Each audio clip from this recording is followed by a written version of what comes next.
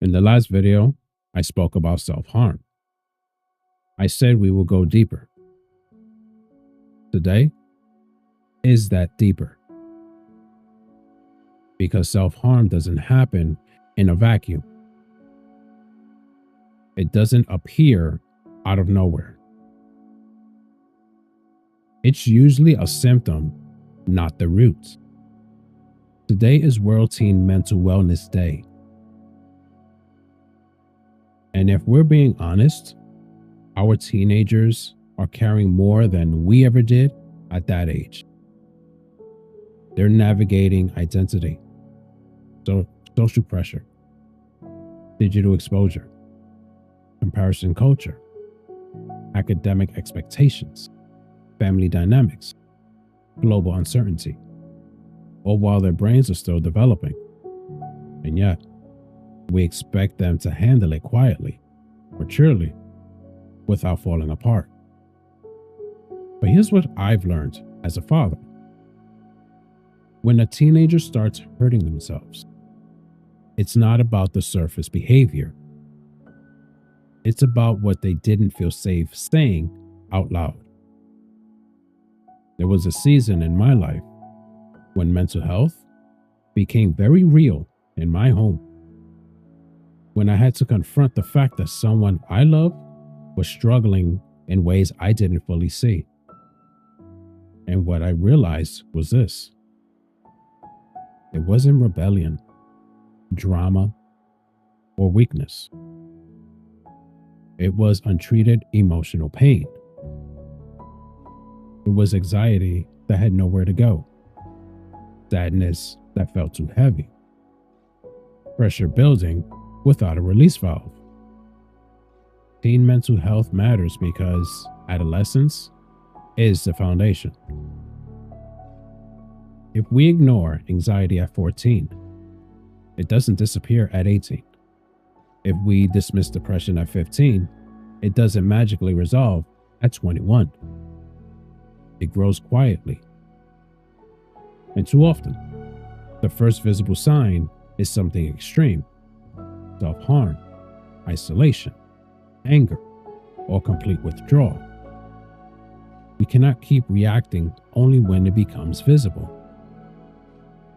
We have to create environments where teenagers can say, "I'm not okay," without fearing disappointment. And here's the part that matters deeply: access. Support isn't just emotional, it's structural. Teenagers need access to counselors, therapists, school resources, and safe adults who are trained, not just well-meaning. Mental health care should not be a luxury, depend on zip code, or be stigmatized. It should be normalized the same way we normalize physical checkups, because the mind deserves care too. If you're a parent, guardian, mentor, teacher, don't wait for proof of struggle. Check in now. Ask open-ended questions. Listen longer than you speak. And don't rush to fix.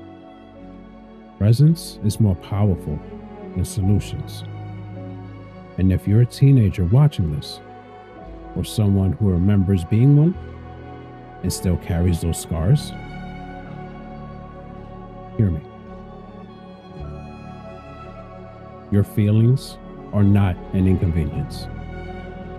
Your emotions are not too much. And needing help does not make you weak. It makes you human.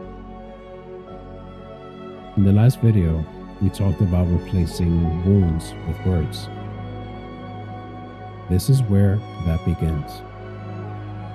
It begins with awareness, with access, and compassion. Teen mental wellness is not a trend or a campaign, but a responsibility. Let's be the change and treat it that way. If you or someone you know is struggling, help is available. In the United States, call or text 988 to reach the Suicide and Crisis Lifeline. You can also chat at 988lifeline.org. For teens in crisis, text HOME to 741-741 to connect with the crisis text line. If you are outside the U.S., contact your local emergency number or search the mental health crisis services in your country. You are not alone. Support is closer than you think.